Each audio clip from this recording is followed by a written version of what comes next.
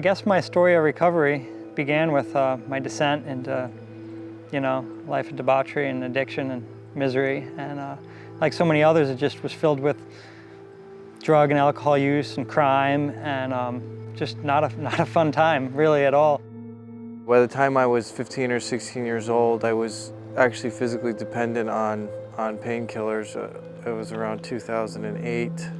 My drug and alcohol use began in my early teens, and I ended up having a really tough time being able to be a functioning person because of it, and ended up doing and seeing some pretty nasty stuff. Ended up going to prison and losing some close friends along the way, and eventually, like you learn in the rooms, you just realize your life's not manageable and you can't handle it on your own, and you need some extra help.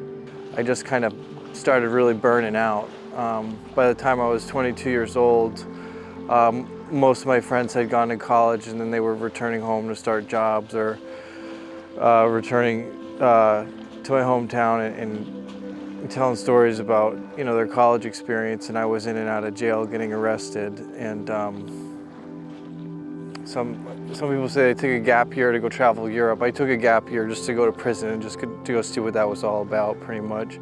It pretty much continued that way with ups and downs and different trials and stuff until I ended up meeting Father Tom in the recovery ministry over at Enders Island. And when I was 22, my father got a call from Brad Perry, who was managing the kitchen at Enders Island. They knew each other from the service, and he invited my father and myself out to Enders Island for an ACTS retreat, which stands for Adoration, Catechism, and Theology, or something like that. Wasn't really Catholic, wasn't really religious, but when I went to Enders Island, I kind of started to feel something. I could feel like a calmness. I could feel like there maybe was something out there that could give me some peace of mind and some guidance and help me out. The recovery program is bigger than just the men on this island, because people come from everywhere to this island, right? Because there are 12-step meetings on this island, just about 7 days a week.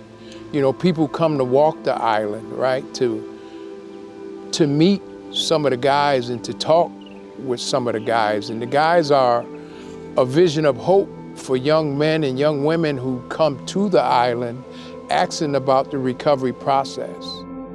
at Enders Island, you get a lot of different stuff to help you with your recovery between the rehabs and the intensive outpatient programs and stuff, but it's so much more than that. You get a family, you get lifelong friends, and you get what a lot of those other places don't offer, which is somewhere to really work on your emotional and spiritual recovery, in addition to just the drugs and alcohol and those problems that you face.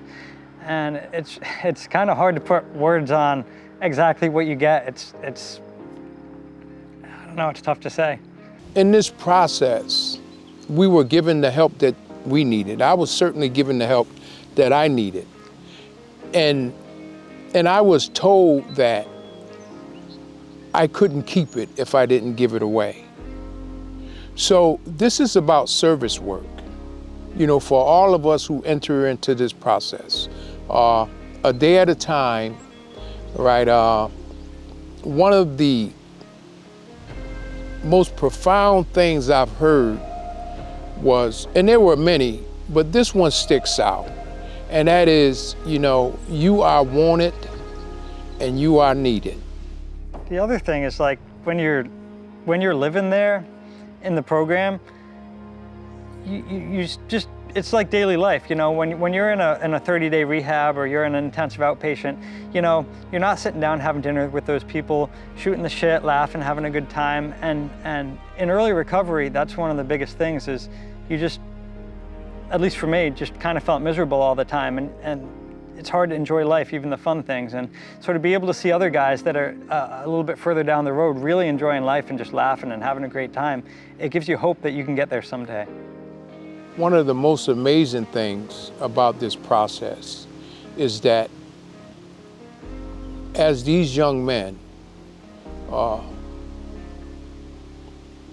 remain in the recovery process and they've moved on, you know, a lot of the times, if not all of the time, a lot of them come back, and they come back with their wife, their children, right?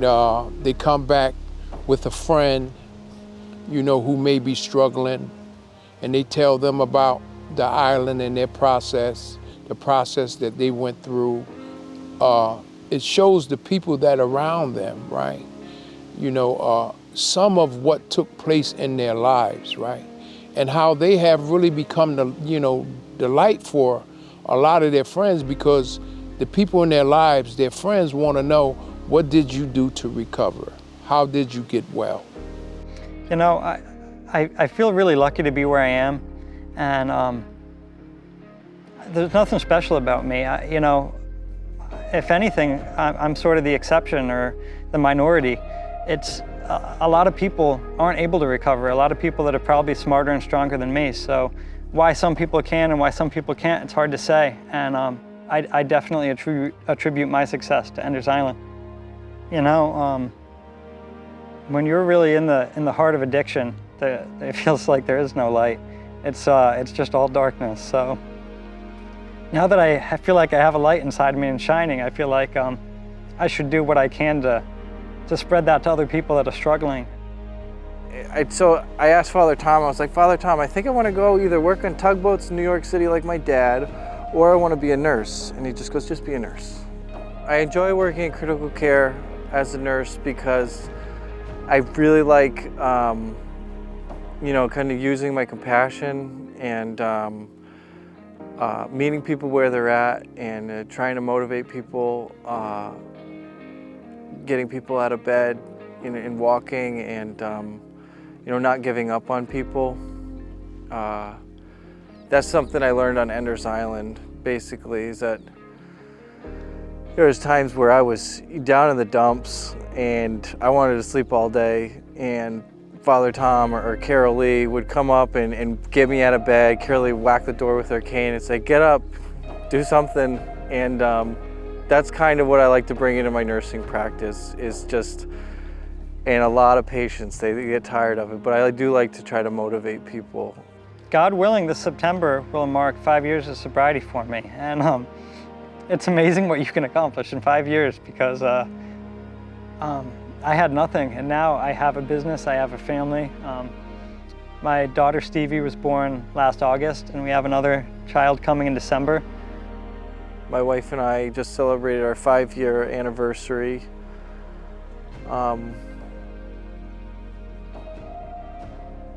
We were on a hike in the woods, and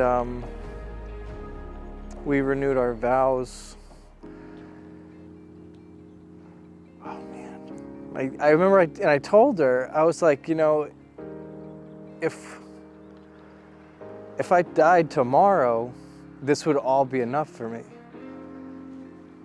And it feels really good. I hope I don't die, but you know, it's a pretty good feeling, and I'm real grateful for it.